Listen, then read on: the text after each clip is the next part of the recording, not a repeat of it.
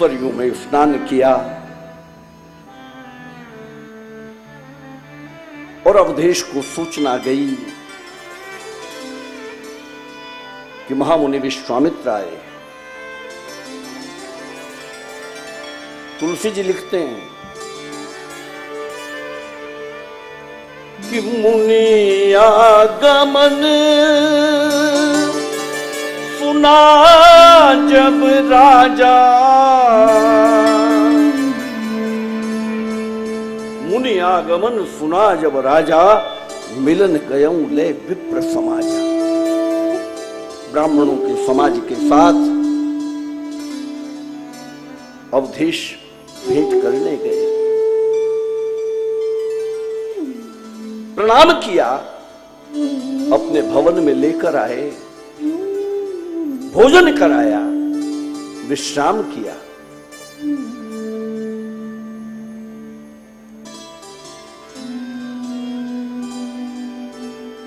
और फिर चारों बेटों को बुलाया।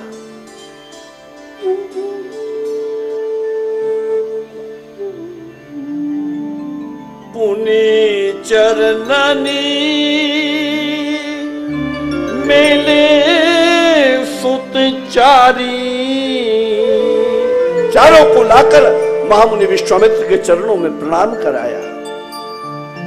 और जैसे ही महामुनि विश्वामित्र ने परमात्मा राम को देखा तो राम देखी मुनि देह विसार। जैसे ही देखा राम को तो अब पलक देखते रह गए, ये है राम, ये है ब्रह्म, दृष्टि हटती नहीं है।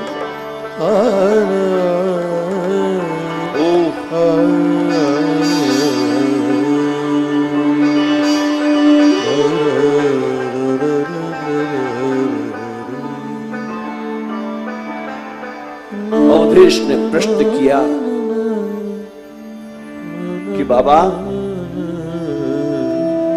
आप आए श्री अवध, आपने कृपा की देव, लेकिन ऐसी कृपा तो आपने आज से पूर्व कभी अवध पर की नहीं। आपके आगमन का कोई कारण होगा, बताइए क्या सेवा करूं आपकी।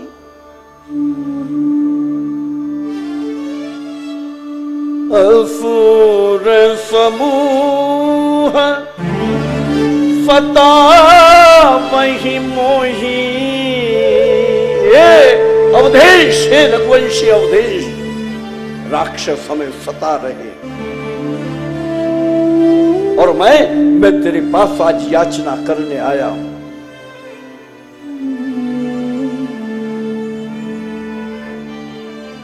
अवधेश ने कहा कि मैं चलता हूं आपके साथ।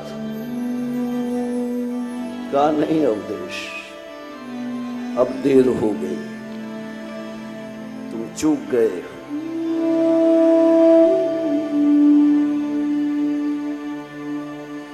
अनुज समेत देहु रघुनाथ। महात्माओं के आश्रमों में, संतों के यज्ञ स्थलों पर राक्षस उपद्रव करें, ये राज्य के लिए अत्यंत चिंता का विषय है। सम्राट का कर्तव्य है, समाज का कर्तव्य है कि संस्कृति के उपासक ऋषि मुनि, यज्ञ करने वाले, वैदिक परंपरा का पालन करने वाले ब्राह्मणों और संतों की समाज रक्षा करें, उनकी व्यवस्था करें। हमारे यहां राजा आश्रमों की व्यवस्था किया करते थे। संतों को कभी मांगना नहीं पड़ता था,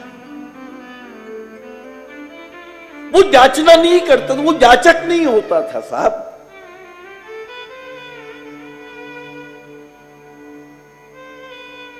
वो कभी मांगता नहीं था, उसकी तो दातारी थी, वो तो समाज को दिया करता था। संत का स्थान यहां था, राजा का यहां था। ध्यान देना, कल परसों अवधेश को ग्लानि हुई तो कहां गए रोने? गुरु वशिष्ठ के पास।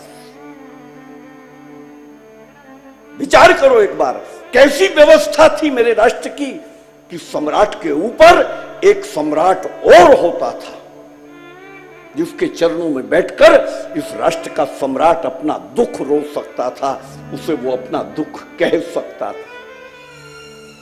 संत का स्थान ये था। मेरे राष्ट्र का संत कभी मांगता नहीं था, वो याचक नहीं था, वो याचना नहीं करता था।